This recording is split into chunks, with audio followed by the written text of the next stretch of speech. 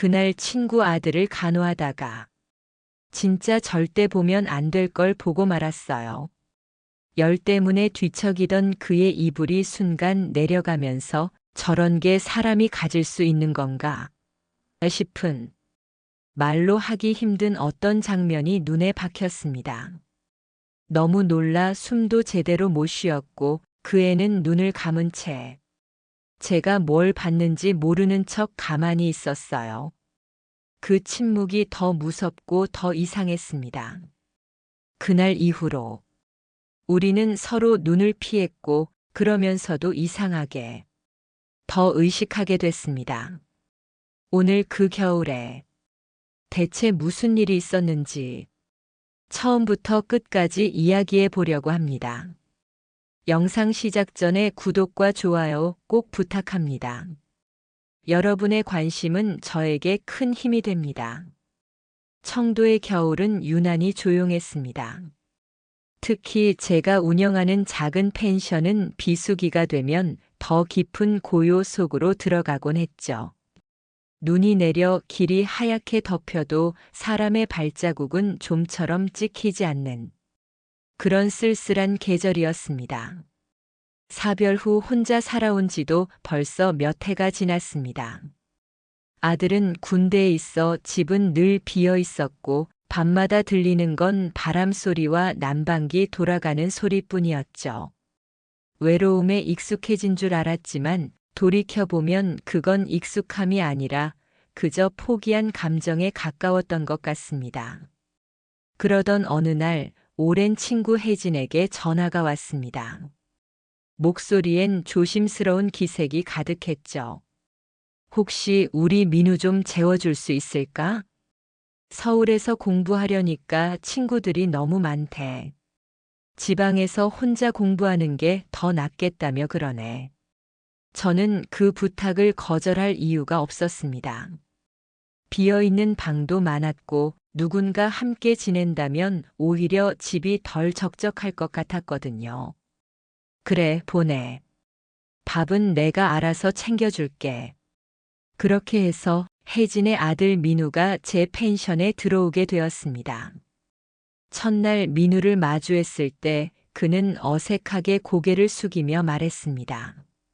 아줌마 잘 부탁드립니다. 22살의 나이치고는 꽤 차분한 청년이었고 키도 훌쩍 커서 순간 당황스러울 정도였죠. 어쩐지 제 아들과 비슷한 나이여서인지 낯선데도 금방 익숙해질 것 같은 느낌이 들었습니다. 저는 그저 긴 겨울을 버티려면 사람 냄새가 조금이라도 나는 게 좋겠다는 마음뿐이었어요. 집안에 누군가의 발소리가 들린다는 것, 그것만으로도 외로움이 조금 덜한 것처럼 느껴졌으니까요.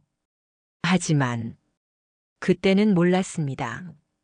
민우라는 청년 하나로 인해 저의 겨울이 이렇게까지 흔들리게 될 줄은 말이죠. 민우가 들어온 지 며칠 후였습니다. 공부 스트레스를 받으면서도 묵묵히 책상 앞에 앉는 모습이 참 성실한 아이구나 싶었죠. 저녁마다 간단히 반찬을 차려주면 감사합니다 하고 고개를 숙이는 습관도 왠지 오래 함께 지낸 사람처럼 편안했습니다. 그러던 어느 날 저녁 민우가 갑자기 몸살이 났습니다. 얼굴은 달아올라 있고 땀이 맺힐 정도로 열이 심했죠. 민우야, 병원은 다녀왔니? 내 약은 먹었는데 몸이 좀.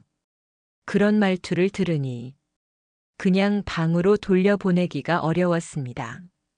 누워있는 그 아이 곁에 앉아 식은 땀을 닦아주면서 괜히 걱정스러워 눈길이 자꾸 갔습니다. 그리고 그 순간이었습니다.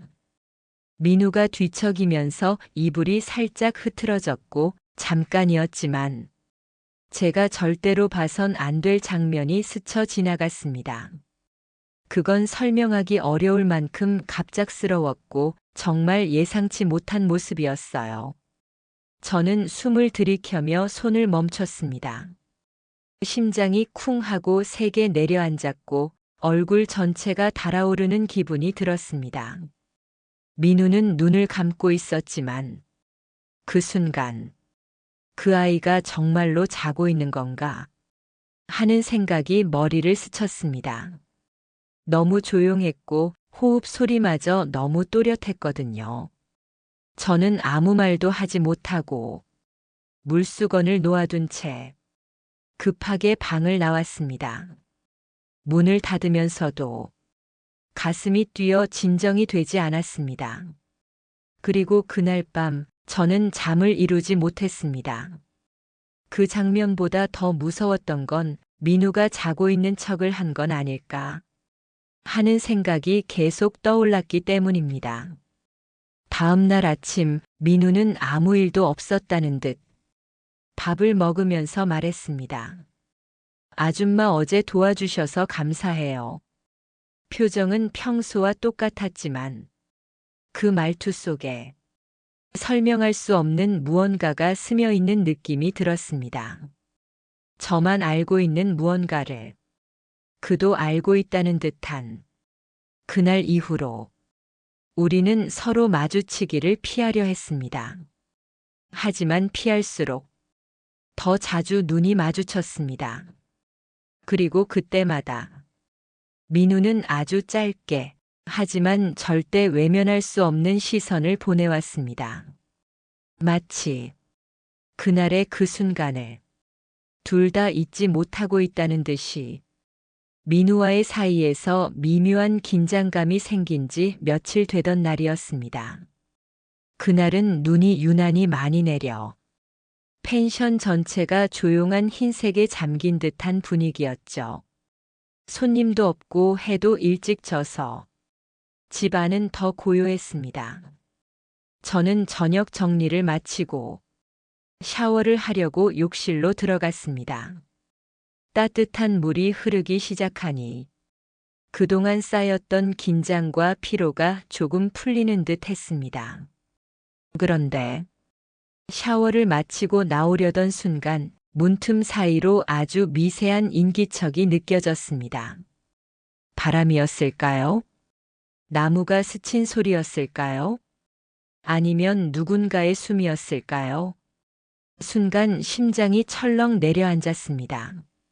문을 살짝 열어보니 복도는 아무도 없는 것처럼 고요했습니다. 하지만 그 고요함이 오히려 더 어색했죠. 마치 누군가 방금까지 있었다가 서둘러 사라진 것처럼. 저는 천천히 복도를 걸어 나오며 민우의 방문 앞을 지나쳤습니다. 그런데 그때 문틈 아래로 희미하게 빛이 새어나오고 있었죠.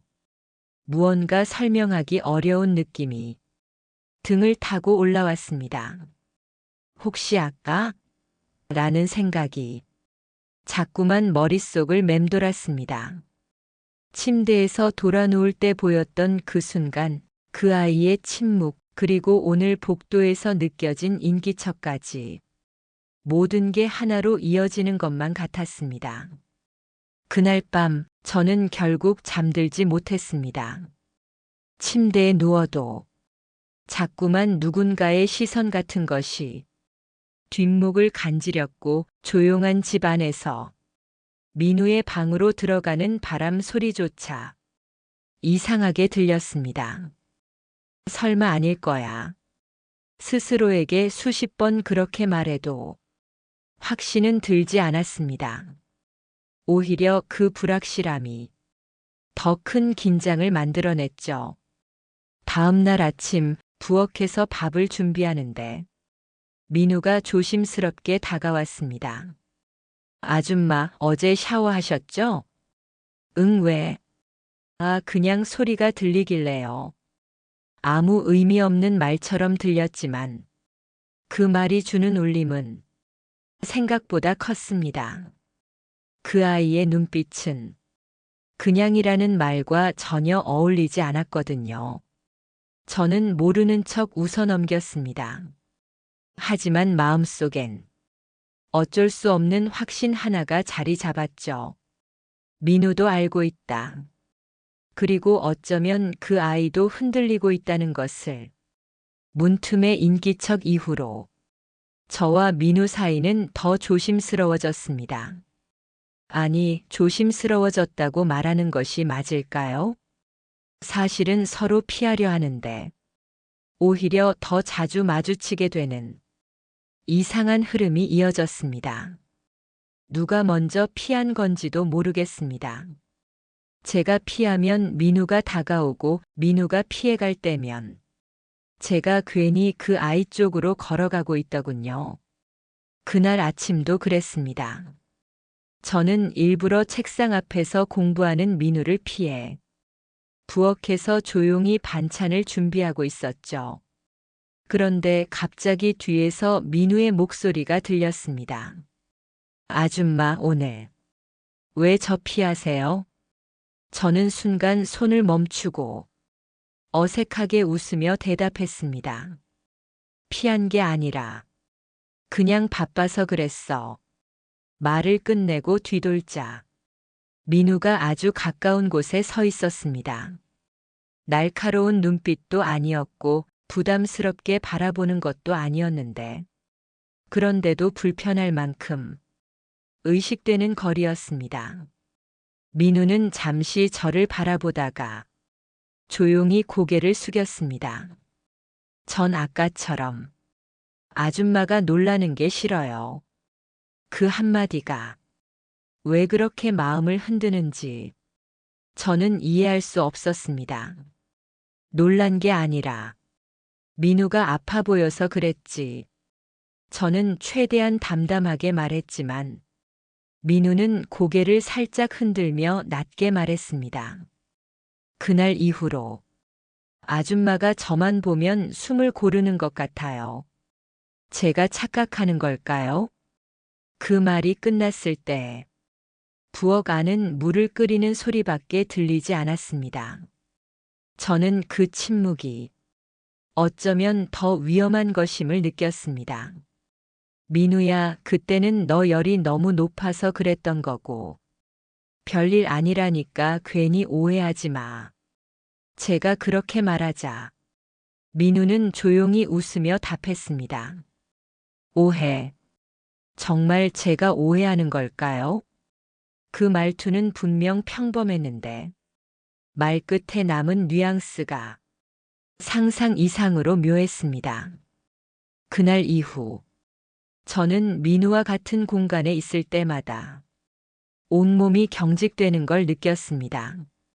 정말 아무 일도 없었는데도 그 아이의 아주 작은 행동 하나까지 모두 신경 쓰이기 시작했습니다. 컵을 놓는 소리, 문이 닫히는 소리, 복도를 지나는 발자국 소리. 모든 것이 제 쪽으로 다가오는 것처럼 느껴졌죠. 그 긴장감은 어느새 저도 모르게 일상을 서서히 잠식하고 있었습니다. 그리고 그 긴장감이 터져버리는 순간은 생각보다 훨씬 빨리 찾아왔습니다. 그날은 유난히 조용했습니다. 눈은 계속 내렸고 펜션 주변은 새하얀 정적에 잠긴 듯 했습니다. 민우는 방에서 공부를 하고 있었고 저는 장작 난로를 점검하려고 창고 쪽으로 향했습니다.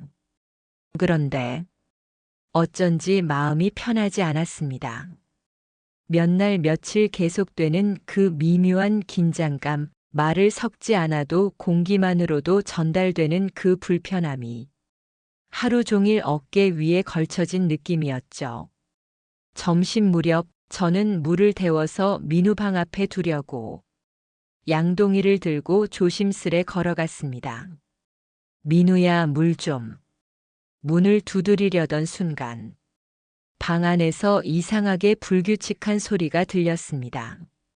힘겨운 숨이 섞인 듯한, 하지만 분명 억누르려 하는 작은 소리. 저는 얼어붙었습니다.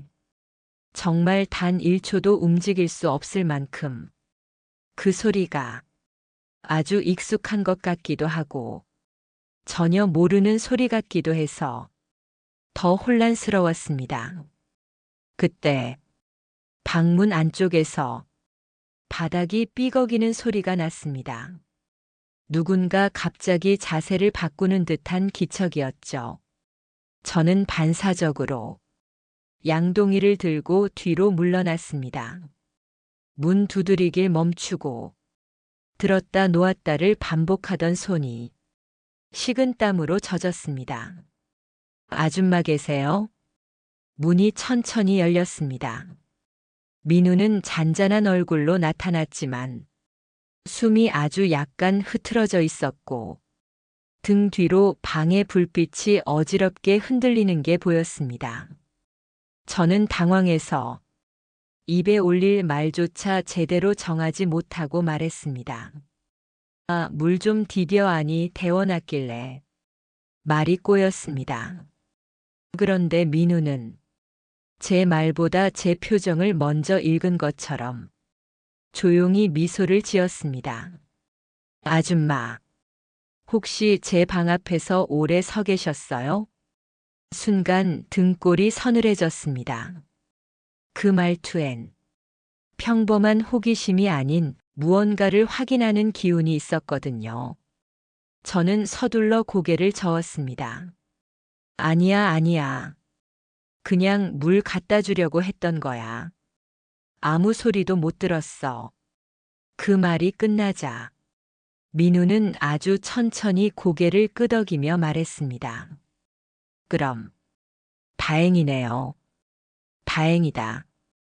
그 말이 왜 그렇게 묘하게 들렸는지 저는 설명할 수 없었습니다. 하지만 분명한 건 하나였죠. 그 아이도 무언가를 숨기고 있고 그리고 그걸 제가 들었는지 끝까지 확인하고 싶어 했다는 것입니다. 그날 이후 저는 민우의 방 앞에 더 이상 가까이 가지 않았습니다. 하지만 문제는 민우가 오히려 제 쪽으로 자꾸 다가오기 시작했다는 겁니다. 그건 아주 작은 발걸음부터 시작됐습니다. 부엌에서 거실에서 복도에서 서로 피할 수 없을 만큼 가까운 거리에서 계속 마주치게 되었죠. 그리고 그때마다 민우는 말 대신 묘하게 의미를 담은 눈빛을 남기고 갔습니다.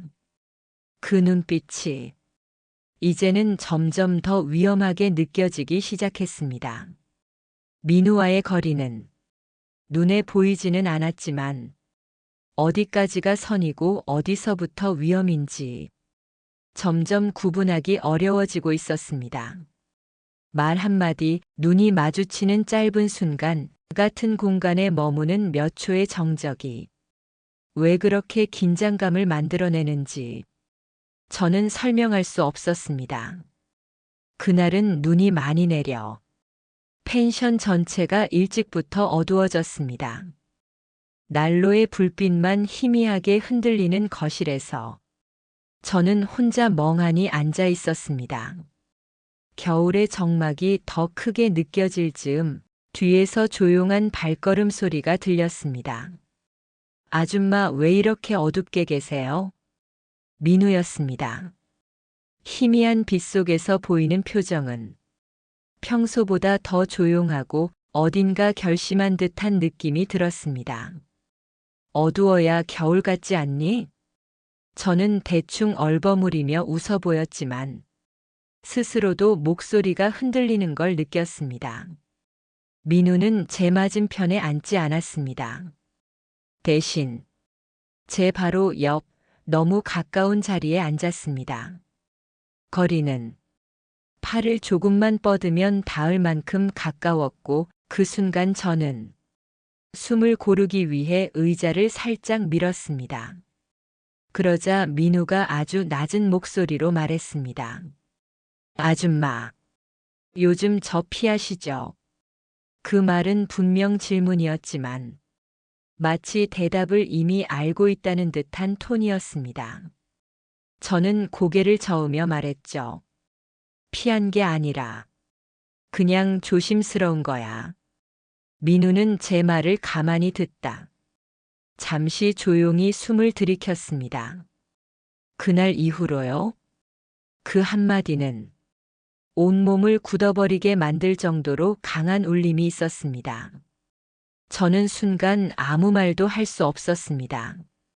그 애는 그 침묵을 기다리고 있었던 것처럼 조심스럽게 말을 이었습니다. 전 아줌마가 뭐 때문에 놀랐는지 알아요. 그 말투와 눈빛 속에 어떤 감정이 담겨 있는지 확인하는 것이 더 두려웠습니다. 저는 겨우 숨을 고르며 말했습니다.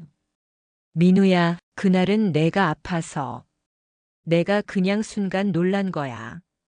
그 이상도 그 이하도 아니야. 민우는 고개를 떨구고 한동안 아무 말도 하지 않았습니다. 그리고 천천히 고개를 들어 제 눈을 똑바로 바라보며 말했습니다. 근데요, 아줌마. 저도 그날 이후로 자꾸 생각나요. 그 말이 떨어지는 순간 난로의 불소리가 크게 튀었고 저는 그 소리에 깜짝 놀랄 만큼 이미 마음이 극도로 흔들려 있었습니다. 민우야, 그건 말을 이어가려는 순간 민우가 조용히 말을 끊었습니다. 아줌마, 저 아무 선도 넘을 생각 없어요. 근데 저만 혼란스러운 게 아니죠? 그 말은 저를 몰아붙이는 것도 무언가를 요구하는 것도 아니었습니다. 그저 지금까지 서로 피했던 감정을 처음으로 솔직하게 건드린 말이었죠. 저는 결국 아무 말도 하지 못했습니다. 민우도 그 침묵을 보고 작게 웃으며 자리에서 일어났습니다. 괜찮아요, 아줌마. 오늘은 그냥 제가 먼저 물어본 거예요. 그 말만 남기고 민우는 조용히 방으로 들어갔습니다. 남은 건 난로의 잔불과 사라지지 않는 긴장, 그리고 드디어 드러나기 시작한 서로의 감정이었습니다. 민우가 방으로 들어간 뒤 저는 한동안 움직이지 못했습니다. 난로 속 잔불이 사그라들 듯 제 마음도 천천히 가라앉는 듯 했지만 그 속에는 설명할 수 없는 먹먹함이 자리하고 있었습니다. 그날 밤 저는 결국 잠을 이루지 못했습니다.